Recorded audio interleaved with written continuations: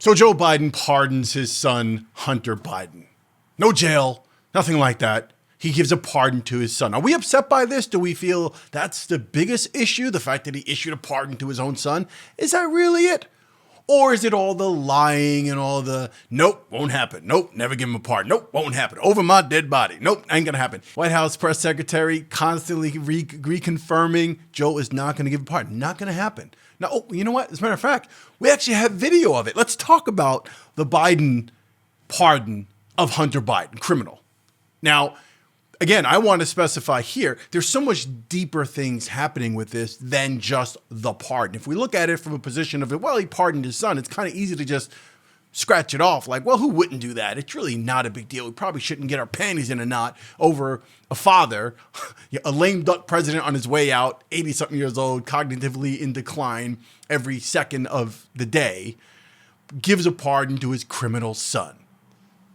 Keeping it in the family, that crime enterprise that the Bidens are.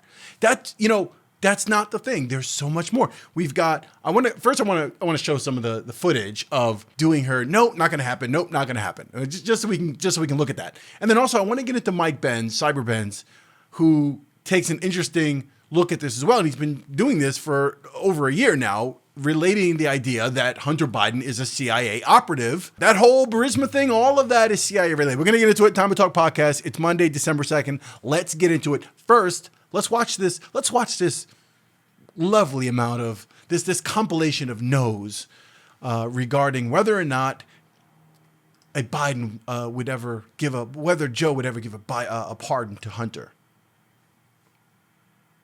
Second one, would the president pardon or commute his son if he's convicted? So I've answered this question before. It was asked of me not too long ago, a couple of weeks ago, and I was very clear, and I said no. Okay, we go back to the first question of the briefing. I know you said not a lot's changed since yesterday and that it's a personal matter, but from a presidential perspective, is there any possibility that the president would end up pardoning his son? No. You've also said several times that the president would not pardon or commute the sentence for his son, Hunter. I just want to make sure that that is not going to change over the next 6 months. The president's saying he will not. It's still a no. It's still a no. It will always be a no. It's still a no. It will be a no. It is a no, and I don't have anything else to add. Will he pardon his son? No. You heard it there first, friends. I mean, What makes us more angry? The outright denial? And Joe's done the same thing, mind you. I'm not going to bring up the video of it, but Joe several times, several interviews, nope, not going to, no, I will, no. But turns out, what happened? Sunday, he issues the pardon. What is interesting about this is the fact that this is, the actual pardon itself is not just a regular pardon, right? It's very ambiguous and very broad in nature, and there's a specific reason for that. I want to go into the political article and talk about that. So let's take a look at this article from Politico regarding this, and this is from Betsy Woodruff Swan. President Joe Biden's grant of clemency on Sunday night, an extraordinary political act with extraordinary legal breadth, insulates his son from ever facing federal charges over any crimes he possibly could have committed over the past decade. Okay. Experts on pardons said they could only think of one other person who has received a presidential pardon so sweeping in generations, and that would be Nixon, who was given a blanket pardon by Gerald Ford in 1974. Now, that's going to tie into what I'm going to talk about next when it comes to Mike Benz and the discussion of Biden being CIA, because Nixon back then, there was a lot of stuff happening with the CIA, and basically the whole Watergate thing was CIA putting this whole thing on Nixon. So, but we'll get back to that. I have never seen language like this in a pardon documented that purports to pardon offenses that have not apparently even been charged, with the exception of the Nixon pardon, said Margaret Love, who served from 1990 to 1997 as U.S. Pardon Attorney, a Justice Department position devoted to assisting the president on clemency issues. Even the broadest Trump pardons were specific as to what was being pardoned, Love added. Joe Biden's full and unconditional pardon of his son is deliberately vague. Donald Trump and his allies have long fixated on the president's son, and Trump has repeatedly pledged to use his second term to investigate and prosecute members of the Biden family. Conservative commentators have engaged in parlor game speculation that Hunter Biden could be charged with bribery illegal lobbying or other crimes stemming from his foreign business activities and drug addiction. So rather than merely pardoning his son for the gun crimes, which he was convicted, and the tax crimes, which he pleaded guilty, the president's pardon covers all offenses against the United States, which he has committed or may have committed or taken part in from January 1st, 2014 through December 1st, 2024. Now, that language mirrors the language in Ford's pardon of Nixon, which did not merely cover the Watergate scandal, but extended to all offenses against the United States that Nixon has committed or may have committed between January 20th, 1969 and August 9th, 1974. Now, this is the interesting part. The starting date of January 1st, 2014, in the Biden pardon was surely not chosen randomly. Hunter Biden joined the board of Burisma Holdings, a Ukrainian gas company, in April 2014 while his father was vice president.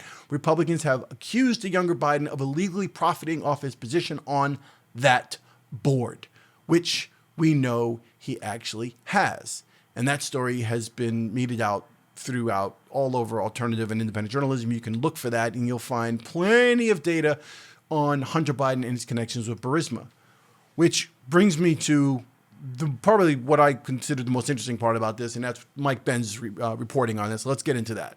This, for me, was the more, this is just, let's get into Mike Benz talking about the CIA link here. I just had to break this down in video to make it perfectly plain and clear to people what's happening with Hunter Biden and the CIA. Why was I saying a year and a half ago that the reason Hunter Biden is untouchable by the Justice Department is because he was part of a CIA operation, multiple ones actually? You have to understand what's going on here. Okay, so let me just give you a dozen data points on Hunter Biden CIA. So the first thing is Hunter was on the chairman's advisory board of the National Democratic Institute, the NDI. Okay, the NDI is the DNC wing of the National Endowment for Democracy, which is the top CIA cutout used in our tens of thousands of NGO swarms. NED ranks number one. It was created to be a NGO affiliate of the CIA. It was created to do overtly what the CIA was doing covertly. So basically, NGO, so non-government organizations, basically the government's way of saying it's not a government thing, it's these people's. It's not a government thing. So we're able to get away with much more things because it's not a government agency. It's not a government organization. It's something separate. And these are set up with specific intent to carry out activities that would otherwise be deemed illegal by the actual government. And getting in trouble for doing in the 20th century, created under the Reagan administration in 1983. And there's something called the NDI for Democrats and the IRI for Republicans, the CIA wing of the Republican Party. And they both split spoils, basically on U.S. foreign policy jobs that the CIA orchestrates.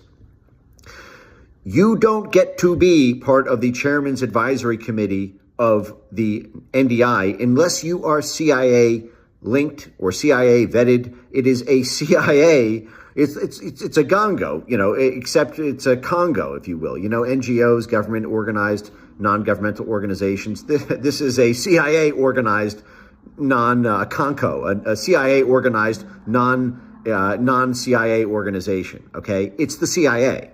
Okay, and he's on the chairman's advisory board of that. And by the way, when he was at Burisma, who was the other person on the Burisma board from the U.S. there was Cofer Black, who had spent 30 years in the CIA.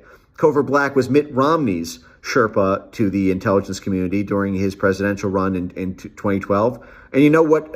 Mitt Romney's on the board of the IRI, who I just mentioned, the International Republican Institute, the CIA cutout counterpart to the NDI. Okay, Burisma was a CIA operation. Okay, let me say this again. Burisma was a CIA operation. Okay, so was Naftagaz. That's the public and then respectively the private and public natural gas companies there. There were a couple other private ones in addition to Burisma. As he continues with this, so let me also just say, if you haven't picked up a copy of Scott Horton's Provoked, which will give you a thorough outline and the history of the whole Ukraine, NATO, Russia, the whole conflict, detail for detail and just give you all the facts and all the data surrounding that, which Mike gets into a little bit here when it comes to the gas companies and how all of the assets there we are attempting to essentially take from Russia. That book, Scott Horton's Provoked, we'll probably get into an episode of on this actual show talking about it at some point, but I wanted to bring it up really quick because he's about to get into some of the rationale for what's happening with this war in Ukraine, which again started way before the beginning of this war that we were told in the media in 2020.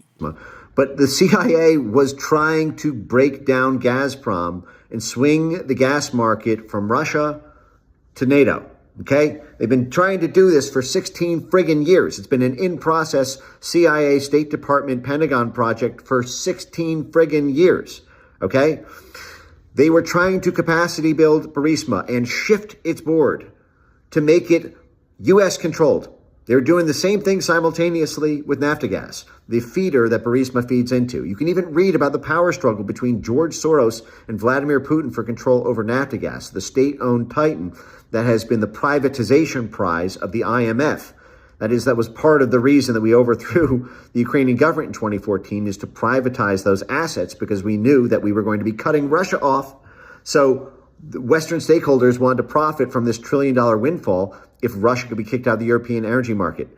Again, just to remind you, so for those who continue down the path of unprovoked Russia, I get comments all the time that suggest, oh, Ukraine has to protect itself. It was unprovoked. Russia should not have attacked. All these things that totally don't get it. And they believe when you speak up and explain historical fact, or you explain some sort of logic or rational understanding of the history and of the conflict and where we are today because of the conflict and how it's being played out, right away it means that somehow you're a Putin you go with Putin and Russia and you're a sympathizer. It has nothing to do with it. I'm just laying out history. If you put out history in front of people, you should be able to, you can render your opinion on that particular history and say what you think of it, but the history is still the history.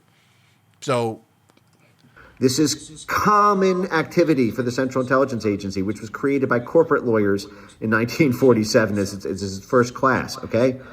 The corporate espionage. And mostly created CIA's efforts after World War II to essentially root out communism all around the world and to rein in our libertarianism and this entire sort of democratic, we need to control the world with where there's, it's basically a uniparty. We were in this unipolar situation where we were the only power in the world at that time. So all of Europe, all of the East, our whole goal with all of our operations, failed operations, by the way, by the CIA, tons of failed operations to root out communism all throughout the world. That was like the history or the beginnings of the CIA. Espionage side of the CIA operation here has geopolitical dimensions. If you kill Russia's energy exports, you kill their military, which means you kill their ability to run air defense systems to Syria. You kill their ability to run small arms to sub-Saharan Africa to oppose, U.S. control over lithium and cobalt and copper and aluminum and gold and oil and gas there too. This was a long-range CIA project where Hunter Biden happened to be ass deep in exactly the number one geopolitical target of what the CIA was doing under the Obama administration, which is trying to kill Russia's energy exports. So meanwhile, you had this endogenous Ukrainian gas company that Hunter's on the board of. And by the way, who's Hunter's dad at the time? It's Joe Biden, the vice president in charge of the Ukraine portfolio. But Joe Biden spent 30 years on the Senate Foreign Relations Committee, 10 years rotating between chairman and ranking member. That is the coordinating wing of the Senate with the State Department and the CIA, okay? Specifically Central and Eastern Europe. Joe Biden was hugely involved in the Yugoslavia operation in the late 1990s and breaking that up, which again was a CIA job, okay? That's why you have to understand the structure of the blob. Whenever you see the State Department, the CIA is there and the Pentagon are there, and you just don't see it yet. Whenever you see the CIA, the State Department, and the Pentagon there, you just don't see it yet. Okay? It was like, and even British intelligence is all over this LNG story. And you don't get British intelligence without U.S. intelligence. The fact is they need the CIA will lean on the Justice Department. I just did 6 hours of subscriber streams about the relationship between CIA and DOJ, and that the CIA will lean on DOJ to kill investigations into criminal activity involving assets of the CIA, so that they can continue to do work that's in the U.S. national interest, even if it's a criminal enterprise, because the CIA has a license to do that. They have the license to crime under NSC 10-2. The license to do criminal activity, as long as it's plausibly deniable. And Hunter Biden was a part of a plausibly deniable CIA operation to swing the gas market towards NATO. Okay, that's why it's untouchable. There you have it, my friends. There you have it. It goes deeper. It's not just a pardon for a gun charge and tax evasion, and that's it. The broad language of that pardon suggests that any of the activities CIA related, Hunter Biden being CIA operative in this case, with their attempts to basically funnel the energy of Russia and Ukraine and that region, essentially cut Russia off and have a military and an economic effect on Russia. That's what we're looking at. So his pardon goes way deeper than just tax evasion and the gun charge. And I would be, obviously, it's obvious that even if Joe Biden, the old man himself, was going to stick to his word and not give that pardon for the gun charge and tax evasion, okay. I think, obviously, again, he's not running the country. The blob, the deep state, as Mike Benz likes to call it, the blob, behind the scenes are making these decisions. And that was a CIA decision because of Biden being an operative. Anyway, Time to Talk podcast, I wanted to get into it and discuss it from a different angle other than just him giving a pardon. Because if you look at the other pardons, from Trump, again, they weren't so broad. It was just a very specific thing. Anyway, subscribe to the channel if you've not subscribed yet. Now would be the time to do that. I appreciate the people who've already subscribed. We are growing. By the end of the year, 10,000, 50, is 50,000 too ambitious? Let's do by 50,000 by the end of the year. I'd really appreciate that. Like this video on the way out. Let me know in the comments below your thoughts on the Biden pardon and whether or not this is a big deal. Is it whatever? Are you reading into? Are you paying attention to what Mike Benz is talking to about regarding the CIA relation here, and how you feel about that? Let me know in the comments below. Don't forget to like the video, and I'll see you on the next Time to Talk podcast. Peace.